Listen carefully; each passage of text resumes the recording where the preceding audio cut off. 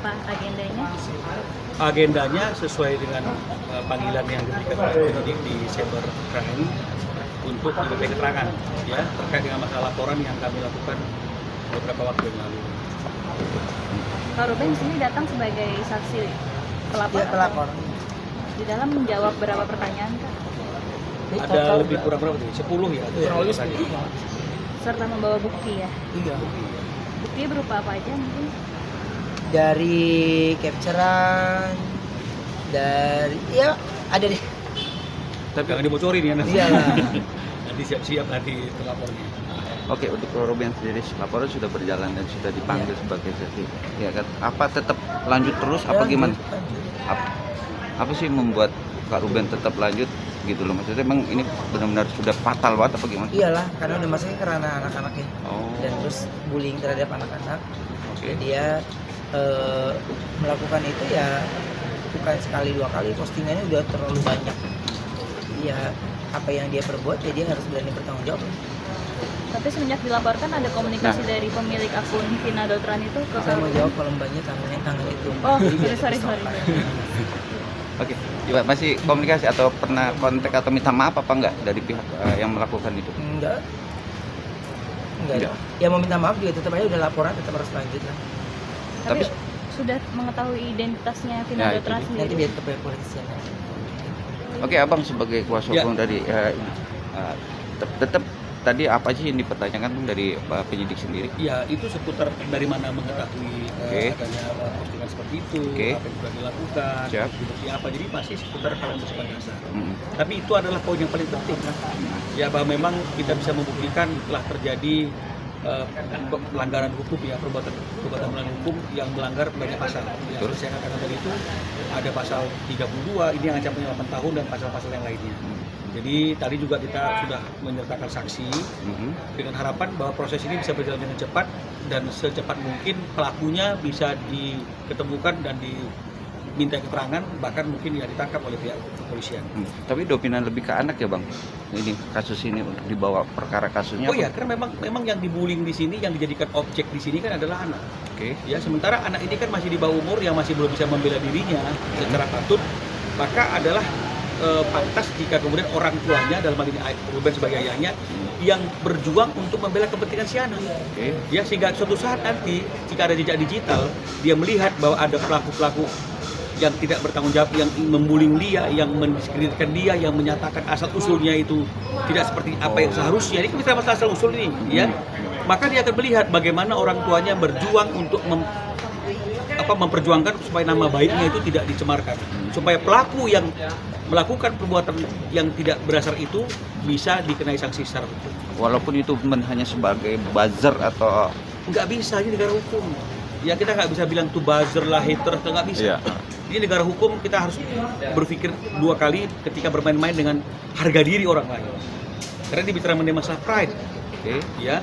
Ketika dia menuduhkan sesuatu dan kemudian tuduhan itu tidak ada landasannya, Oke. ini kan bukan hanya mencemarkan harga diri si anak, tapi juga harga diri orang tua.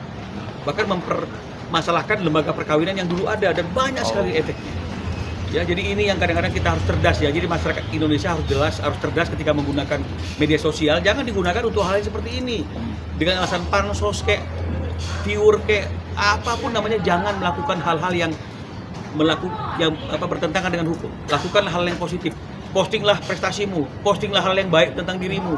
Sehingga kalaupun misalnya kemudian kamu ngetop itu karena prestasimu, bukan karena kamu menjelek-jelekkan orang lain. Ya, jadi itu yang saya sampaikan. Oke, terakhir untuk Kak Ruben tadi secara mental pun kena, anak pun juga kena secara psikis mental sendiri. Enggak, kalau anakku sih ya pasti karena dia nggak banyak melihat sosial media kan. Oke. Cuman kan yang saya jaga ini adalah dampak setelah ini gitu. Ya di kemudian harinya itu kan jejak itu nggak akan hilang kan, jejak digital.